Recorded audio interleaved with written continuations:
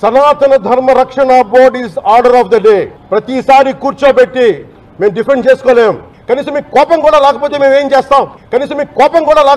చేస్తాం? ఆంధ్ర అనే భావన లేదు ఆంధ్ర వాళ్ళకి. ఎప్పుడు ఆంధ్ర భావన వస్తో తెలియదు. నా కులం ప్రాతిపదిక సరే కొంతకాలం వరకు జరిగింది. 2019 తర్వాత కులం కూడా పోయింది. ఇప్పుడు సొంత కులాన్ని కూడా వెనకేసుకురావట్ల.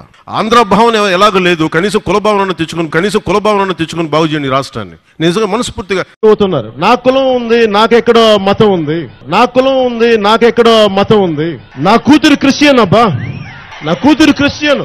నా కూతురు తల్లి తన మతాచారం ప్రకారం నా కూతుర్ని రష్యన్ ఆర్థడాక్స్ చర్చ్ లో బాప్టైజ్ చేయిస్తానంటే సంతోషంగా చేయించమని. మా నాన్న ఎలాంటి వాడంటే, మా నాయనమ్మ దీపారాధన వెలిగిస్తే దీపారాధనలో సిగరెట్ వెలిగించిన దేవుడు లేడు దెయ్యం లేదనే వ్యక్తి మా నాన్న.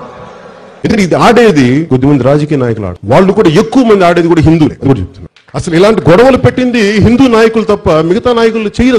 వాళ్ళకి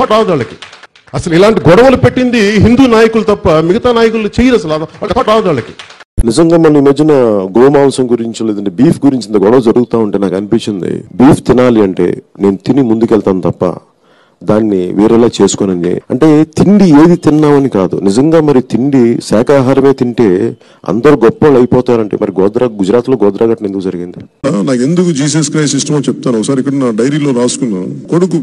నా పెద్ద కొడుకు పడిపోయాడు. వాడు ఇంత వయసు పరిగెట్ట పడిపోతే వాడు మోకాళ్ళకి రక్తం వచ్చింది. వస్తే నాకు మోకాళ్ళు నొప్పి వచ్చేసినాయి. నాకు అప్పుడు నాకు గుర్తొచ్చింది మేరీ మాత గుర్తొచ్చింది.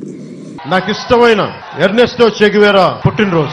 రాజకీయాల స్ఫూర్తిని, పోరాట స్ఫూర్తిని తెలియజేసిన మహానుభావుల్లో ఎర్నెస్టో చే గెవేరా అతను నాకు స్ఫూర్తి. ఇప్పుడు మీరు చెప్పిన నా గడ్డం పెంచుకుంటే నాకు నిజంగా ఆనందిస్తుంది. నేను నిజంగా ఇది మనస్ఫూర్తిగా పెట్టుకున్నాను. ఇది నాకు ఇష్టంతో పెట్టుకున్నాను. జై భీమ్ అనే పదం ప్రతి ఒక్కరూ సమానం అని చెప్పేది ఆ జై భీమ్ అనే నినాదం.